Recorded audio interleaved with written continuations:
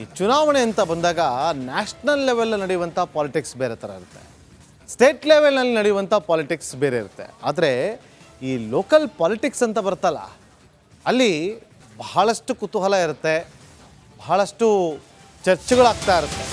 ಈಗ ಈ local politics ಮಂಡ್ಯದಲ್ಲಿ ಮತ್ತೊಮ್ಮೆ ಕಾವೇ ಇದೆ. ನಾಗಮಂಗಲ ಮತ್ತು ಮಂಡ್ಯ ಸ್ಥಳೀಯ ಚುನಾವಣೆಯ ಕಾವು ರಂಗೇರ್ತಾ ಇದೆ. ಯಾಕೆಂದರೆ H D Kumaraswamy versus Chaluvarayaswamy fight ಅನ್ನುವಂತಾಗಿದೆ. ನಾಗಮಂಗಲ ಪುರಸಭೆ ಮಂಡ್ಯ ನಗರಸಭೆ ಗದ್ದುಗೆ ಗುದ್ದಾಟ ಈಗ ತಾರಕಕ್ಕೇರ್ತಾ ಇದೆ. ಆಪರೇಷನ್ ಹಸ್ತದ ಮೂಲಕ ಕುರ್ಚಿಯನ್ನು ಹಿಡಿಯೋದಕ್ಕೆ ತಂತ್ರಗಾರಿಕೆಯನ್ನು ಮಾಡಲಾಗ್ತಾ ಇದೆ. ದೋಸ್ತಿಗಳ ವಿರುದ್ಧ ತಂತ್ರಗಾರಿಕೆ ಹೆಣೀತಾ ಇರುವಂಥ ಕಾಂಗ್ರೆಸ್ ಪಾಳ್ಯ ಮಂಡ್ಯದಲ್ಲಿ ಮತ್ತೆ ಲೋಕಲ್ ಪಾಲಿಟಿಕ್ಸ್ ಕಾವೇರಿದೆ.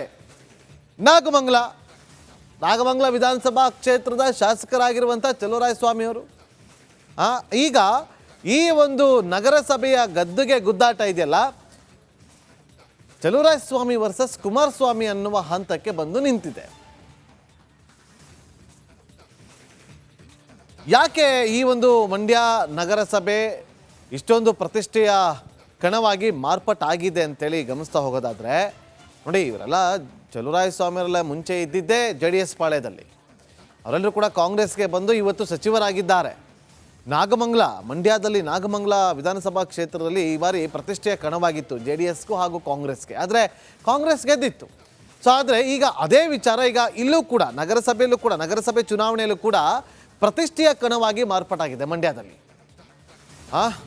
ಅಷ್ಟೇ ಅಲ್ಲದೆ 2ನೇ ಅವಧಿಗೆ ಅಧ್ಯಕ್ಷ ಉಪಾಧ್ಯಕ್ಷ ಚುನಾವಣೆ ನಡೀತಾ ಇರುವಂಥದ್ದು. ನಗರಸಭೆಯ 2ನೇ ಅವಧಿಗೆ ಅಧ್ಯಕ್ಷ ಮತ್ತು ಉಪಾಧ್ಯಕ್ಷ ಚುನಾವಣೆ ನಡೀತಾ ಇದೆ.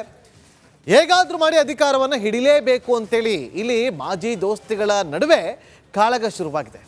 35 ಸದಸ್ಯ ಬಲದ ನಗರಸಭೆ ಗದ್ದುಗೆಯನ್ನು ಹಿಡಿಯೋದಕ್ಕೆ ಎರಡೂ ಪಾಳ್ಯದಲ್ಲೂ ಕೂಡ ಹಗ್ಗ ಜಗ್ಗಾಟ ಶುರುವಾಗಿದೆ. ನಗರಸಭೆಯನ್ನು ತಮ್ಮ ವಶಕ್ಕೆ ಪಡೆದುಕೊಳ್ಬೇಕು ಅಂತೇಳಿ ಅತ್ತ ಕೇಂದ್ರ ಸಚಿವರಾಗಿರುವಂಥ ಕುಮಾರಸ್ವಾಮಿ ಅವರು, ಮತ್ತೊಂದು ಕಡೆಗ ಇಲ್ಲಿ ರಾಜ್ಯದಲ್ಲಿ ಸಚಿವರಾಗಿರುವಂಥ ಚಲುವರಾಯಸ್ವಾಮಿ ಅವರು ತಂತ್ರಗಾರಿಕೆಯನ್ನು ಮಾಡ್ತಾ ಇದ್ದಾರೆ. ಸಂಸದ ಹಾಗೂ ಶಾಸಕ ಸೇರಿ ಒಟ್ಟು 37 ಮತಗಳಿದೆ ಈ ಒಂದು ಮಂಡ್ಯ ನಗರಸಭೆಯಲ್ಲಿ. JDSನಲ್ಲಿ ಎಷ್ಟಿದೆ ಅಂತ ನಾವು ಗಮನಿಸ್ತಾ ಇದ್ದೀವಿ. JDS 18, BJPಲಿ 2, ಕಾಂಗ್ರೆಸ್ 10, ಪಕ್ಷೇತರರು 5. ಸೊ ಮಂಡ್ಯದಲ್ಲಿ ನಗರಸಭೆ ಗೆಲ್ಲಬೇಕು ಅಂತಂದರೆ 19 ಮತಗಳ ಅಗತ್ಯತೆ ಇದೆ. 37ರಲ್ಲಿ 19 ಮತಗಳು ಯಾರಿಗೆ ಬೀಳುತ್ತಾರೋ ಆ ಗೆದ್ದಂಥವರು ಮಂಡ್ಯ ನಗರಸಭೆ ಹೋಗುತ್ತೆ. ಸೊ ದೋಸ್ತಿ ನಾಯಕರನ್ನು ಅಧಿಕಾರದಿಂದ ದೂರ ಇಡಬೇಕು ಅಂತೇಳಿ ಕಾಂಗ್ರೆಸ್ ಪಾಳದಲ್ಲಿ ಈಗ ಆಪರೇಷನ್ ಶುರುವಾಗಿದೆ. 16 ಸದಸ್ಯ ಬಲವನ್ನು ಹೊಂದಿರುವಂಥ ಕಾಂಗ್ರೆಸ್ನಿಂದ ಹೇಗಾದರೂ ಮಾಡಿ ಇನ್ನು 3ರಿಂದ 4 ನಮ್ಮ ಕಡೆ ಎಳ್ಕೋಬೇಕು ಅಂತೇಳಿ ತಂತ್ರಗಾರಿಕೆಯನ್ನು ಮಾಡಿಕೊಳ್ಳಲಾಗಿದೆ. ಫಲಿತಾಂಶದ ಬೆನ್ನಲ್ಲೇ ಮತ ಹಾಕಿದವರಿಗೆ ಗೋವಾ ದೆಹಲಿ ಟ್ರಿಪ್ ಆಫರನ್ನು ಕೂಡ ಕೊಡಲಾಗ್ತಾ ಇದೆ. ನೋಡಿ, 16 ಮತಗಳಿರುವಂಥ ಕಾಂಗ್ರೆಸ್ ಪಾಳ್ಯ ಏನೆಲ್ಲ ಆಫರನ್ನು ಕೊಟ್ಟು ಈಗ ಇದು ಮಂಡ್ಯ ನಗರಸಭೆ, ಇದು ನಾಗಮಂಗಲ ಪುರಸಭೆಯನ್ನು ಗಮನಿಸೋದಾದರೆ ನಾಗಮಂಗಲ ಪುರಸಭೆ ಕೂಡ ಪ್ರತಿಷ್ಠೆಯ ಕಣವಾಗಿದೆ. ಅದನ್ನು ಕೂಡ ಗಮನಿಸ್ತಾ ಹೋಗೋದಾದರೆ ಚಲುವರಾಯಸ್ವಾಮಿಗೆ ಒಂದು ರೀತಿಯಲ್ಲಿ ಪ್ರತಿಷ್ಠೆಯ ಕಣವಾಗಿ ಇಲ್ಲಿ ಮಾರ್ಪಾಟಾಗಿದೆ. ನೋಡಬೇಕು, ಕಾದು ನೋಡಬೇಕು ಯಾವ ರೀತಿಯಾಗಿ ರಿಸಲ್ಟ್ ಹೊರ ಹೊಮ್ಮುತ್ತೆ ಅಂತ ಹೇಳಿ. ಎಲ್ಲ ರದ್ದುಪಡಿಸಿ ಸಾಮಾನ್ಯ ದರಕ್ಕೆ ಹೆಚ್ಚಿಗೆ ಮಾಡ್ತಾರೆ. ಈ ರೀತಿ ಆದಾಗ ಆಗ ಪ್ರಕ್ರಿಯೆ ಆಗಿದೆ. ಹಲವಾರು ಕೈಗಾರಿಕೋದ್ಯಮಿಗಳು ಮುಂದೆ ಬರೋರು ಸ್ಪರ್ಧೆ ಏರ್ಪಟ್ಟಿದ್ರೆ ದರ ಸಮರ ಏರ್ಪಡಿರೋದು. ದರ ಸಮರ ಏರ್ಪಟ್ಟಿದ್ರೆ ಎಷ್ಟು ಕೋಟಿ ನಷ್ಟ ಆಗಿರ್ಬೋದು ಇದರಿಂದ, ಎಷ್ಟು ಕೋಟಿ ನಷ್ಟ ಆಗಿದೆ ಅನ್ನೋದು ನಿಮ್ಮ ಆರೋಪ. ಹೌದು, ಎಷ್ಟು ಕೋಟಿ ನಷ್ಟ ಆಗಿದೆ ಸರ್ಕಾರದ ಬೊಕ್ಕಸಕ್ಕೆ ಅನ್ನೋದು ನಿಮ್ಮ ಮೇಲ್ನೋಟಕ್ಕೆ ಸರ್ ಸುಮಾರು ಒಂದು 200ರಿಂದ 250 ಕೋಟಿ ರೂಪಾಯಿ ನಷ್ಟ ಉಂಟಾಗಿದೆ ಅಂತ ಮೇಲ್ನೋಟಕ್ಕೆ ಒಂದು ಅಂದಾಜಿಸಬಹುದು ಸರ್. ಇದು ತನಿಖೆಯಿಂದಲೇ ಅಷ್ಟೇ ಹೆಚ್ಚಿನ ಮಾಹಿತಿ ಹೊರಬರ್ಲಿಕ್ಕೆ ಸಾಧ್ಯ ಆಗುತ್ತೆ sir. Okay, thank you Dinesh Karale ಅವರೇ, ರಿಪಬ್ಲಿಕ್ ಕನ್ನಡದ ಜೊತೆಲಿ ಮಾತನಾಡೋದಕ್ಕಾಗಿ. ನೋಡಿ, ಈಗ ಈ ವಿಚಾರ MB ಪಾಟೀಲ್ ಅವರಿಗೆ ಯಾವ ರೀತಿಯಾಗಿ ಸಂಕಷ್ಟ ಎದುರಾಗುತ್ತೆ, ರಾಜ್ಯಪಾಲರು ಪ್ರಾಸಿಕ್ಯೂಷನ್ಗೆ ಅನುಮತಿಯನ್ನು ಕೊಡ್ತಾರೆ, ಕಾದು ನೋಡಬೇಕಾಗಿದೆ.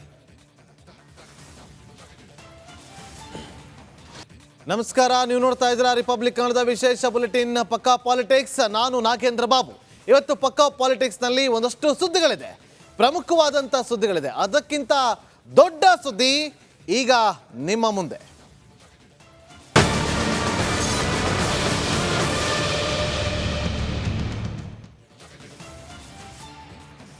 ಒಂದು ಕಡೆ ಮೂಡ ಹಗರಣ ಸಾಕಷ್ಟು ಚರ್ಚೆಗೆ ಕಾರಣವಾಗ್ತಾ ಇದೆ. ರಿಪಬ್ಲಿಕ್ ಕನ್ನಡದಲ್ಲಿ ನಿರಂತರವಾಗಿ ಈ ಒಂದು ವಿಚಾರವನ್ನ ಸುದ್ದಿ ಮಾಡ್ತಾ ಬರ್ತಾ ಇದೆ.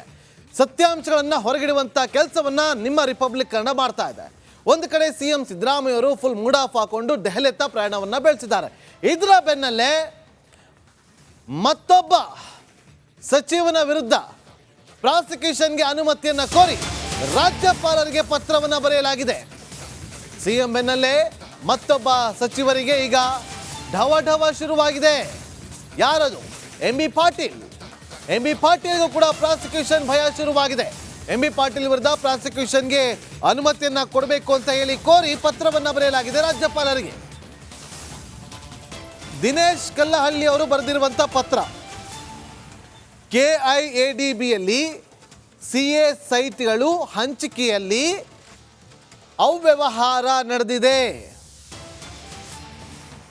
ಹಾಗಾಗಿ ಅದಕ್ಕೆ ಸೂಕ್ತವಾದಂಥ ತನಿಖೆ ಆಗಬೇಕು, ಪ್ರಾಸಿಕ್ಯೂಷನ್ಗೆ ಅನುಮತಿಯನ್ನು ಕೊಡಿ ಅಂತ ಹೇಳಿ ದಿನೇಶ್ ಕಲ್ಲಹಳ್ಳಿ ಅವರು ಈಗ ರಾಜ್ಯಪಾಲರಿಗೆ ಪತ್ರವನ್ನು ಬರೆದಿದ್ದಾರೆ.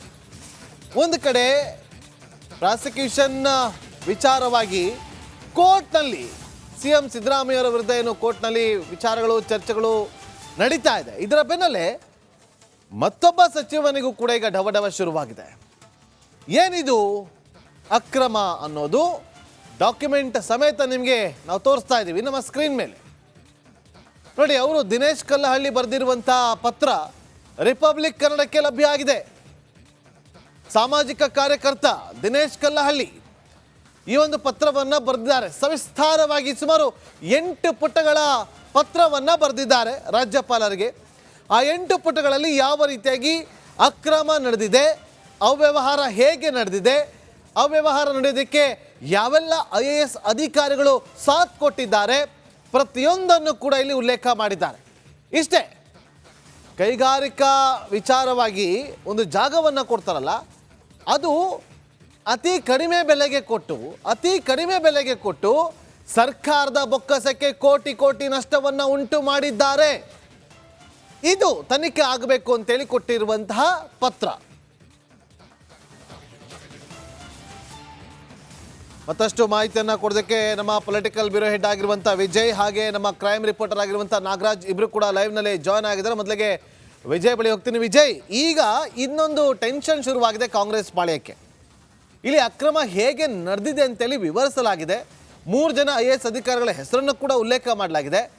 ಈಗ ಇದು ಯಾವ ರೀತಿಯಾಗಿ ಸಂಕಷ್ಟಕ್ಕೆ ದೂಡುತ್ತೆ ಕಾಂಗ್ರೆಸ್ ಪಾಳ್ಯವನ್ನ, ಜೊತೆಗೆ ಇದು ಯಾವ ರೀತಿಯಾಗಿ ಸಂಕಷ್ಟ ಎದುರಾಗುತ್ತೆ ಎಂ.ಬಿ. ಪಾಟೀಲ್ ಅವರಿಗೆ? ವಿಜಯ್,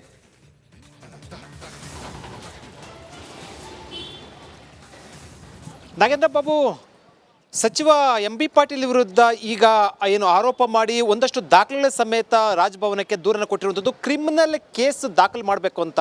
ಕೈಗಾರಿಕಾ ಅಭಿವೃದ್ಧಿ ಪ್ರದೇಶದಲ್ಲಿ ಇಲ್ಲಿ ಏನು ನಿರ್ಮಿತವಾಗಿರುವಂತಹ CA ಸೈಟ್ಗಳೇನಿರುತ್ತೆ, ಮೀಸಲಿಟ್ಟಿರುವಂಥ ಸೈಟ್ಗಳನ್ನ ಅದನ್ನು ಕಡಿಮೆ ಬೆಲೆಗೆ ಮಾರಾಟ ಮಾಡಲಾಗಿದೆ ಅನ್ನೋ ಜೊತೆಗೆ ಇದರಲ್ಲಿ ಸಾಕಷ್ಟು ಕೋಟ್ಯಾಂತರ ಅವ್ಯವಹಾರ ಆಗಿದೆ ಅಂತ ದಾಖಲೆ ಸಮೇತ ಹೇಳಿರುವಂಥದ್ದು. ಕ್ರಿಮಿನಲ್ ಕೇಸ್ ದಾಖಲು ಮಾಡಬೇಕು ಅಂತ ಹೇಳಿರುವಂಥದ್ದು. ಕ್ರಿಮಿನಲ್ ಕೇಸ್ ದಾಖಲು ಮಾಡಬೇಕಂದ್ರೆ ಪರ್ಮಿಷನ್ ಬೇಕಾಗುತ್ತೆ. ಈ ಹಿನ್ನೆಲೆಯಲ್ಲಿ ಈಗ ಅವರಿಗೆ ದೂರನ್ನು ಕೊಟ್ಟಿರುವಂಥದ್ದು. ಪ್ರಶ್ನೆ ಇದು ರಾಜಕೀಯವಾಗಿ ಒಂದಷ್ಟು ಟರ್ನ್ ಅನ್ನು ತೆಗೆದುಕೊಳ್ಳುವಂಥದ್ದು. ಈಗಾಗಲೇ ಕೂಡ BJP ಮತ್ತು JDS ವಿರುದ್ಧ ಕೂಡ ಒಂದಷ್ಟು ಪ್ರಾಸಿಕ್ಯೂಷನ್ ಸಂಬಂಧಪಟ್ಟಂತೆ ರಾಜ್ಯಪಾಲರ ಬಳಿ ಪೆಂಡಿಂಗ್ ಇರುವಂಥದ್ದು. ಪ್ರಾಸಿಕ್ಯೂಷನ್ ಕೊಡಬೇಕು ಅಂತ ಈಗ ಕಾಂಗ್ರೆಸ್ ಮತ್ತು ಮುಖ್ಯಮಂತ್ರಿ ಸಿದ್ದರಾಮಯ್ಯ ಸೇರಿದಂತೆ ಇಡೀ ಸಚಿವ ಸಂಪುಟ ಸಭೆ ಬಗ್ಗೆ ನಿರ್ಣಯನ ಕೈಗೊಂಡಿತ್ತು. ರಾಜ್ಯಪಾಲರ ಮೇಲೆ ಒತ್ತಡ ನಿರ್ಣಯ. ಈಗ ಸಚಿವರ ವಿರುದ್ಧ ಕೂಡ ದೂರನ ದಾಖಲಾಗಿರುವಂಥದ್ದು. ಇದು ಒಂದಷ್ಟು ಸಂಕಷ್ಟಕ್ಕೆ ಸಿಲುಕುವಂಥದ್ದು. ಅಂದರೆ ಇದರಲ್ಲಿ ಕೇಸಲ್ಲಿ ಸಂಬಂಧಪಟ್ಟಂತೆ ಎಷ್ಟು ಅದರ ದಾಖಲೆ ಇದೆ, ಅದರ ಪರವಾಗಿದೆಯೋ ಅಥವಾ ಇಲ್ವೋ ಅನ್ನೋಂಥದ್ದು ನಂತರ.